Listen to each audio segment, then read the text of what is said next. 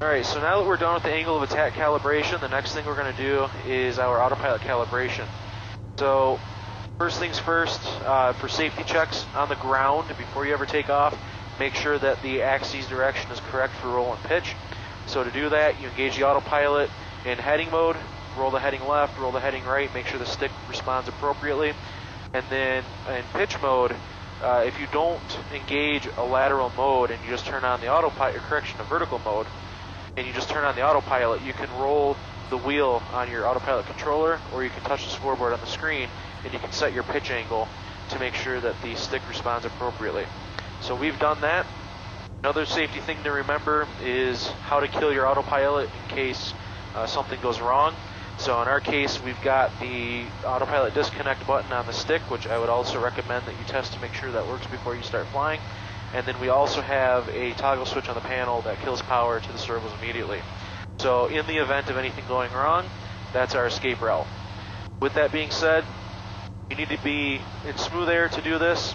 So we picked an altitude that was above any thermals or any kind of turbulence, and we also picked an altitude that was safe, so it gave you plenty of time to, in case anything went wrong. So we're at 7,500 feet in our case. So what we're going to go ahead and do now is begin the calibration procedure. We're going to start with the roll axis because that's the easy one, and also it's kind of the basic axis that the autopilot wants to have correct, and then we'll do the pitch from that. Everything I'm about to tell you is in Appendix Alpha of the G3X Touch installation manual, and it's a lot of good reading there. I'd recommend that you print off a copy of that and keep it with you in the cockpit. Alright, so let's go ahead and get started with the autopilot here. So the first thing we're going to do is go menu. We're going to go Setup, Autopilot, and we're already met with the roll settings. I'll just let you know on the TSI, 80% is a pretty good number for the torque on both the roll and the pitch servos. However, for your type of aircraft, if it's not a TSI, you're going to want to adjust that per the manual.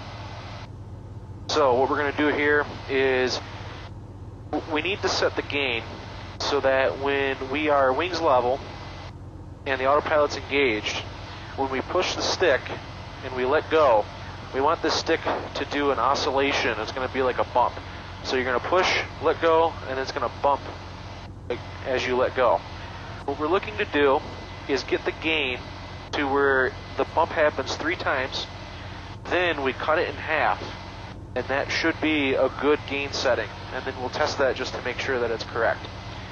So what I'm going to do now is I'm going to synchronize my heading bug to my current heading. I'm going to turn on the flight director. That's going to engage both wings level roll and pitch based on whatever you were already at. I'm going to just go ahead and let it capture my altitude. And I'm going to engage the autopilot with my thumb hovering the disconnect. Okay, everything seems to be doing good. Not trying to control me into the ground or anything, so we're doing alright. Okay. So, with the autopilot engaged and in a steady state, what we're going to do here is we're going to look at our roll servo gain. Right now, that's 0.5. That's default. That's pretty low, though. So we'll leave it there, because if we go too high, well, we'll show you what happens in a little clip in just a second. It starts to do this crazy oscillation, and so you don't want too high. So 0.5 is where we're going to start. So we're going to deflect the stick and let go and see what happens. Okay, so it didn't really do much. It's getting us back to the right heading for the most part, but I'm also having to assist it a little bit. So the stick came back, but it didn't do any oscillations. So because we had no oscillations, I'm going to actually double this value to 1.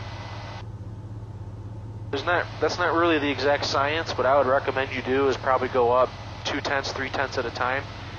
But I also know the TSI pretty well. So with 1.0 on the roll servo gain, we're going to try that again. So we're going to deflect, let go.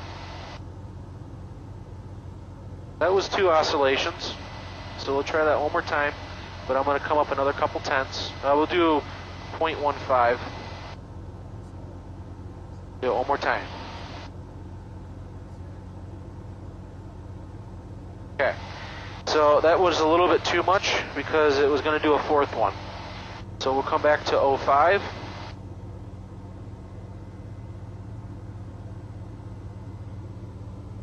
And 3. So 1.05, we divide that in half. We'll cut that down to, you can't really do it that way, so I'm going to call it 0.6, because I know that 0.5 was not quite where it needed to be. Now, all we're going to do here is just let it command roll. So we're going to take our heading bug, we're going to spin that around, and we're going to see how it gets us into a standard rate turn and holds it. Of course, you got to make sure that you're following up on the rudder. And you can see that it's being a little bit lazy. Because what happened is it overshot the standard rate cue a little bit, and then on the recovery it overshot it again, and then it got us on there. So that's a little bit too lazy. So I'm just going to adjust that up a little bit on the fly. I'll come up to 3/4. And now on the recovery of the turn, you can see that it actually did pretty good. Now, it did undershoot by 2 degrees of selected, but that's also because I was pushing on the rudder a little bit, and so I might have influenced that. So we're going to test that one more time to see. So I'm going to command a turn to the west.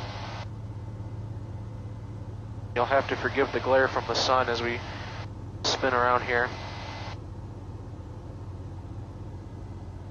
It's definitely behaving a lot better. It's a little bit more responsive. It's holding that standard rate turn really well. And the standard rate is hard to go off of because that is a rate of turn, so there's a lag in response to that. But you do want it to be able to maintain a standard rate turn pretty well. So the rollout of that was 3 degrees early, and I know I was not influencing it too much with the rudder this time. So we'll roll it back just a tiny little bit, and then I'm just going to leave it there because I'll be happy with 65. Seems pretty good. You can do this all day long and sit there and jump around numbers. You just want it to behave satisfactorily. You're not looking for the utmost precision because it just doesn't exist in an aircraft like this. Okay, so that's roll. Now we're going to go ahead and do pitch. Again, our pitch servo is set up to be 80% torque. On the TSI, that is an appropriate number. The pitch servo gain is the same thing, but you can see that there's all these other items in here that we'll talk about. But the pitch servo gain is going to be in pitch mode, so we're not going to be in altitude hold, we're not going to be in anything else, we're just going to be in pitch hold mode. And we're going to do the same deflection like we did with the roll. So what I actually need to do here is I need to take over, I'm going to disconnect the autopilot, and I need to kill the flight director. And I need to re-engage the flight director so that I'm in pitch mode and that I can have control of that pitch bar. And again, you can roll the scroll wheel here to change the pitch bar on the flight director. I'm going to put us back into heading mode, and I'm going to re-engage the autopilot.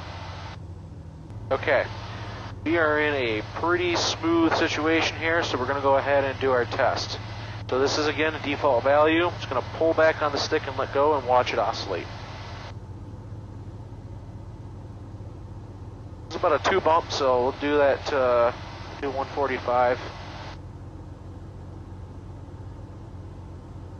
Okay, so that was a 3 bump. So now we're going to cut that in half, so we'll go 0.7. I'll do 0.75. I usually like to bias just a little bit on the high end of whatever it is. Now, we'll just quickly roll our pitch down. And you can see that the response is perfect. And now it's actually grabbing our altitude, so we won't be able to roll the pitch back up. But what I can do is just go ahead and command a climb a couple hundred feet and see how it performs.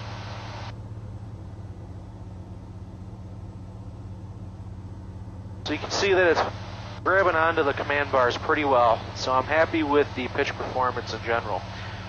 Okay, so with the pitch mode calibrated, now we're going to do the vertical speed calibration. So the vertical speed gain, what you want to do is you want to test the response of the pitch to the vertical speed commands that you make, and this is a bit subjective, but you just need to calibrate it so that it's not too aggressive or too lazy. So basically, does it overshoot, does it undershoot, does it maintain it really well? So what we do here is at a steady state, we're going to hit the vertical speed button on the mode control panel and make sure that we've got a 0 foot per minute vertical speed command. Now, what we're going to do is I'm going to roll a 500 foot per minute climb, then we're going to watch the response.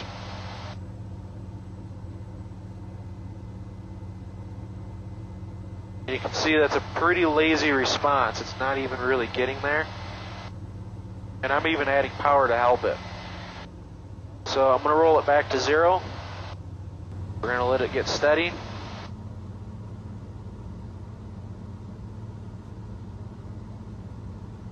And I'm going to bump that up to 1.5. Okay, now we're stable. I'm going to do it again, but I'm going to do a negative 500 foot per minute descent.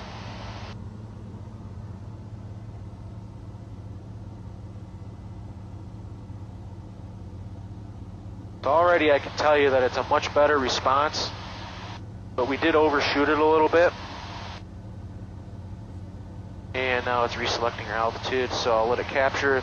I'm going to want just a little bit more response out of that. So I'm going to bump it up to 175. I'm going to let this level out.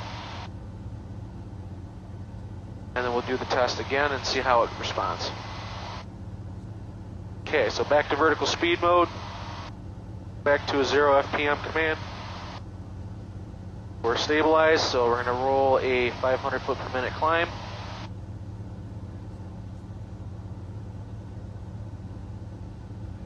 And that's a pretty decent response. That's about what I would expect. Again, when it comes to rate-based stuff, you have to be a little careful because you can start chasing it. It did kind of overcorrect a little bit. So we might want to come up just a little bit more, but I think we're right in that territory of being in a sweet spot. So we'll go to 185. I'm going to roll it back down to level. That's a pretty good response rate, and we'll roll it down to a negative 500.